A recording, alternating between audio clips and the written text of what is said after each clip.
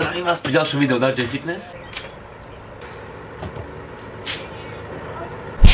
A dnešnou témou bude niekoľko tipov, ako si zlepšiť rysovačku. Musím to napraviť. Vyrovnaj sa so sebou. Dobre. Poďte, ako si hrajú krásne basketík a futbalík. Strášni športovci všetci.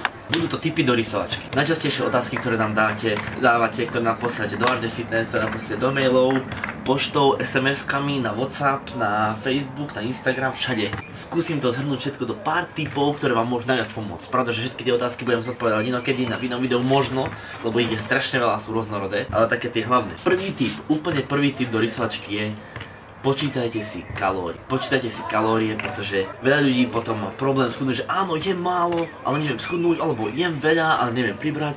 To je práve preto, že jete možno málo, ale nie toľko málo, ako by ste potrebovali na to, aby ste schudli, alebo nie dostatočne veľa jete, aby ste mohli priberať. Áno, možno niekto je proti tomu, možno niekto nie je proti tomu, možno niekto to pozná, tak ďalej nie.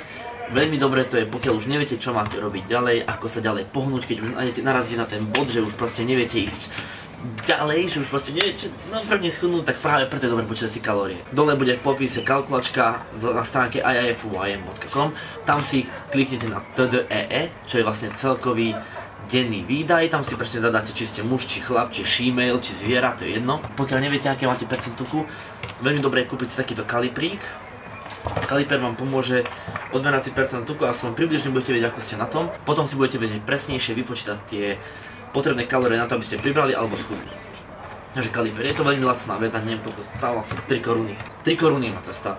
No a taktiež, keď už sme boli pri tej kalkulačke, potom približne, že koľko cvičíte za ten týždeň, aký máte približne výdaj a tak ďalej, a vyskočí vám nejaká hodnota, ktorú máte prijať v kalóriách, aby ste schudli alebo naberali. A tak ďalej, a tak ďalej. Podľa toho, čo je vašim cieľom, toto všetko viete zadať. Je to jednoduché, tam máte celý návod. Pokiaľ neviete, kľudne nám píšte na Facebook, do mailov, dole máte v popise všetky kontakty na nás, kľudne aj do komentu môžete na YouTube pod toto video.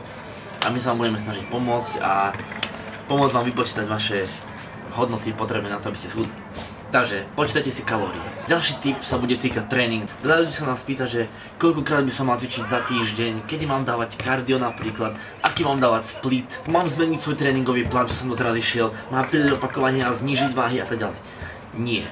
Pokiaľ máte určitý plán na naberanie svalovej hmoty, ktorý ste mali v objemovke, tak ten si nechajte, kľudne pokračujte v ňom. Možno môžete trošku pridať nejaké tie silovejšie aspekty, ktoré sú veľmi dôležité v rysovačke, aby ste udržali tú svalovú hmotu. Ťažko nabrať. Prípadne, pokiaľ ste dievča a nemali ste žiadne objemové tréningy, alebo ste chlapec, ktorý začína, nemal žiadne objemové extra tréningy, tak dobrý je taký klasický full body split. Zaradiť 3-4 krát do týždňa celé telo, potom časom môžete prejsť aj trošku si to rozdeliť, že budete mať horná časť, dolná časť tela a tak ďalej. Nie je veľmi dobré dávať si v takej začiatočnej fáze nejaké tie prsia, biceps, chrbát. Nie je to úplne ideálne na to spaľovanie tuku, lebo čím viac svalových partí budete zapájať počas cvičenia, tým viac tuku budete páliť. Takže odporúčam vám cvičiť skôr také tie komplexnejšie tréningové plány. Prečo neznižovať váhy a zvyšovať opakovania a radšej pridať váhu a znižovať opakovania? Pretože v rysovačke nemáte toľko sacharidov, nemáte toľko glykogénu, vaše telo nevládze toľko pumpovať a tak by ste len prepalovali tie svaly. Vy potrebujete využiť všetko, čo máte v tej rysovačke, z tej stravy, z toho telo, všetko, čo máte, lebo ste v deficite, nemáte toho veľa, v kalorickom deficite, preto potrebujete dať čo najviac. A práve tie silové tréningy sú na to najlepšie, pretože tam potrebujete len pár opakovaní dať a to zvládnete aj v diete. Ale keď už musíte ísť tých 12, 15, 20 opakovaní, to už je ťažké, lebo nemáte proste toľko glykogénu, toľko sacharidov, ako som už práve povedal. Preto je dobré dávať silové tréningy. Ale nevynechávajte ani tie pumpy, tiež sú dôležité. Dole v tomto popise bude link na Uložto, alebo na Uložto. Máme tam jeden dokument, ktorý obsahuje nami pripravený pre vás určitý príklad pre tréningový plán.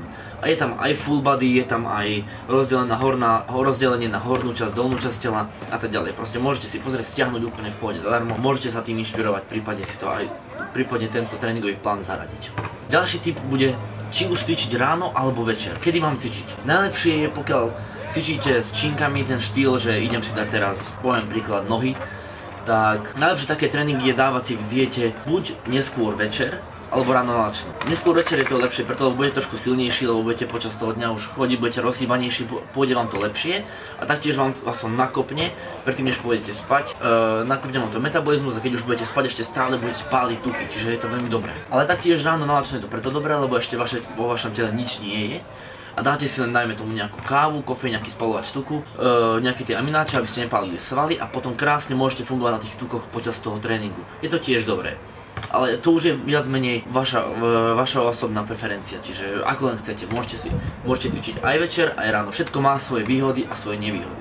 Nie je tam žiadny rozdiel, ide len o to, hlavne ide o to, aby ste vôbec išli do tej posilky a urobili ten kalorický výdaj, aby ste boli potom na konci toho dňa v kalorickom deficite. To je vlastne celá veda na to. No a už keď sme boli pri tom tréningovom pláne, kardio. Kedy robiť kardio, aké robiť kardio, aké najlepšie robiť kardio, čo je lepšie a tak ďalej. Pokiaľ chodíte do posilky klasicky cvičiť s činkami, také tie klasické splity, že idem na bench press, na drepy a tak ďalej, a chodíte to napríklad 4-krát do týždňa, tak potom možno v oddychových dňoch môžete si dávať HIIT tréning. Pretože HIITka to sú vlastne také, to vlastne znamená High Intensity Interval Training, alebo napríklad kruhové tréningy. Je to vlastne veľmi intenzívne a vaše telo strašne veľa páli pri tom energie a ešte aj ďaleko po tom tréningu páli energiu. Kalórie, vlastne to je to isté. No a preto je dobré chodiť HIITko v tieto oddychové dni, lebo to je veľmi, nie je to veľmi, ale je to dosť veľká záťaž oproti klasickému, keď sa tak hopkáte po parku. Je to oproti tomu oveľa väčšia záťaž pre to telo, preto je dobré si tomu dať osobitný deň. A potom, ak chcete dávať kardio, aj počas tréningových dňoch, tak len úplne jemne dáte si, že 30 minút na bežiacom páse do kopca, alebo pôjdete sa prebehnúť jemným poklusom, že ešte by ste v pohode, relatívne v pohode udržali nejakú konverzáciu s nejakým kamarátom. Nie tak, že úplne, že umieram, zadýcham sa a po 30 minútach odpadnem, to by bolo strašné pálenie svalov už. Ďalší tip sa týka spalovačov tuku. Veľa ľudí sa nás pýta strašne, že aký spalovač tuku teraz, hlavne keď už prichádza to obdobie, že ľudia sa snažia chudnúť, aké spalovače tuku, ktorý je najlepší, ktorý mi najviac pomôže spáliť tu. Ale ono to tak nefunguje, ono to funguje tak, že sú lepšie, sú horšie, ale najlepší je spalovač tuku ten, ktorý obsahuje kofeín. Vlastne pri spalovači tuku hlavne sústredite sa na to, že najlepší spalovač tuku je kofeín. Či si dáte kávu pred tréningom, kofeínovú tabletku, spalovač tuku, kde je kofeín, to jedno, pomôže vám to strašne spáliť tuk, je to veľmi, veľmi dôležité, aby tam bol kofeín. Nesnažte sa tomu kofeínu vyhýbať, aspoň tých 200 mg. Si dajte pred tréningom a oveľa vám to viac pomôže spáliť ten tuk, dokonca až dvojnásobne.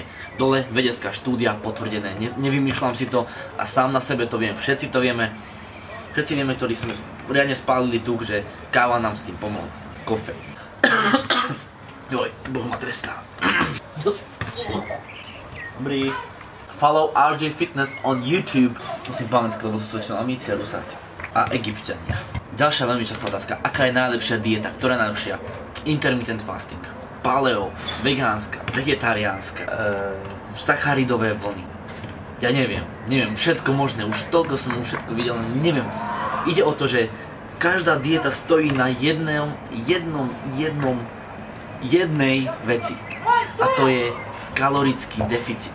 Kalorický deficit je dôvod, prečo každá dieta bude fungovať, nech je to akákoľvek dieta. Ide vlastne o to, aby ste boli v kalorickom deficite. Či už máte intermittent fasting, bla bla bla bla bla, každá dieta si na tom zakladá.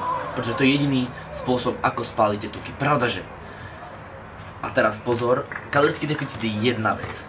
Druhá vec, množstvo sacharidov v diete. Akurát som mal teraz možnosť s jedným kamarátom prejsť si takýmto niečím, že on mal vysoký príjem sacharidov, je endomorf a bol síce v kalorickom deficite, strašne schudol, ale jeho miery sa zmenšili tam, kde mal, väčšinou bol rysnutý už.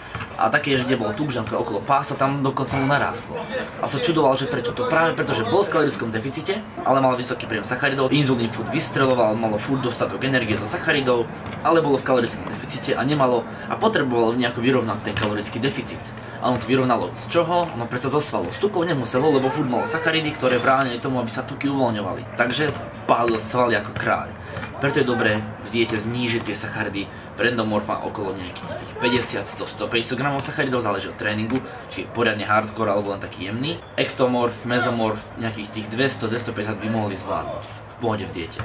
Hajzli, to ja 100 musím mať. Ja mám napríklad 100 g sacharidov v diete a úplne mi to stačí. A posledný tip, Toto bude taký dosť dôležitý typ, na ktorom si veľa ľudí zláme zuby, na ktorom veľa ľuďom uletí labuť, ktorom veľa ľudí spadne z balkóna, na ktorom veľa ľudí sa potkne a spadne zo stromu. To je veľká kameňa úraza. Cheat meals. Kedy mám vdávať v diete cheat meals? Kedy si môžem dať ten cheat meal? Kedy si mám ten cheat day? Čo má obsahovať ten cheat day? Ako dlho mám ísť ten cheat day? Ako často a tak ďalej. Čím ste tučnejší, tým neskôr a tým menej často si dávajte cheat meal. To znamená napríklad, začínam dietu, tak cheat meal si dám len každý druhý týždeň. Každý druhý týždeň v nedeľu napríklad. Čím je človek chudší, tým častejšie. Potom napríklad každý 12. deň, každý 10. deň a tak ďalej. Cheat meal. Lenže neodporúčam vám chodiť cheat meal, lebo to je bláznostvo. Veľa ľudí teraz mám cheat meal, teraz som išiel len brokolicu, išiel som len rýžu. Už teraz je to zle, ale išiel som len kuracinu na vode a vajíčka a tilápiu a lososa a už teraz chcem ísť cheat meal. A teraz príde ten deň, kúpia si 4 veľké milky, už teraz je koniec, ale to nestačí, ešte si kúpia čipsy, pôjdu si dať pizzu, blá blá blá a už je zle, lebo napríklad, áno, príjmu napríklad 10 000 kalórií a darmo, že boli toľko tak dlho v diete, oni to príjmu a ono vás to tak strašne hodí dozadu, tak vás to rozhodí, tak zle vám bude, tak je to zlé, že to nerobte proste. Nerobte cheat mealy. Najlepšie sú refeedy. Refeedy sú to znamenajú to, že nevystrelí, nedáte si napríklad 10 000 kalórií v ten deň, keď si môžete dovoliť viac, ale dáte si napríklad len 500 alebo 700 kalórií nad váš kalorický príjem, ktorý potrebujete, aby ste nechudli ani nepriberali. Iba trošku zdvihnete, aby to telo sa trošku oddychlo od tej diety. Nie krátko, ani nie dlho. To znamená, že tieto refeedy zaradíte každý druhý týždeň, ale aspoň na tie 3-4 dní. A vtedy sa snažte oddychovať, vtedy si trošku oddychnite. Pridajte hlavne tie zdroje, tie zdravšie zdroje. Môžete nejaké sladkosti, ale hlavne tie zdravšie zdroje. To znamená, že zvýšite príjem sacharidov z ríže, zemiakov, cestovín, ale nie čisto len zo sladkostí, to vôbec nie. Snažte sa vždycky mať tam ten zdravý prísun živý. Pomôže vám to lepšie spáliť, tu verte mi. Robte radšej tie refeedy, práve to, že veľa ľudí na tom cheat meal potom pohorí. Ale taktiež nesmiete zabúdať robiť tie refeedy. Veľmi dôležité. Nie cheat mealy, refeedy. Takže to boli tipy odo mňa do diety. Dúfam, že vám pomohli. Ak vám pomohli, nezabudnite dať like. Ak sa vám to páči, nezabudnite dať like. Ak sa vám to nepáči, to nezabudnite dať like. A takisto na našu facebookovú stránku, takisto na náš Instagram, takisto na náš... To je všetko, čo máme. A nezabudnite sledovať naše ďalšie videá a ešte vyjde kopec ďalších nových videí. Ak máte nejaký návrh alebo máte nejaké ďalšie otázky do rysovačky, čo by vás zaujímalo diety alebo aj naberania, to je úplne jedno. Píšte nám hoci kde do správ, do komentov. My vám na to natočíme video alebo vám napíšeme na to správu podľa toho, ako vám bude dobrá tá otázka. Takže ešte raz ďakujem veľmi pekne za pozornosť a vidíme sa pri ďalšom videu od RJ Fitness. Majte sa! First time that I saw you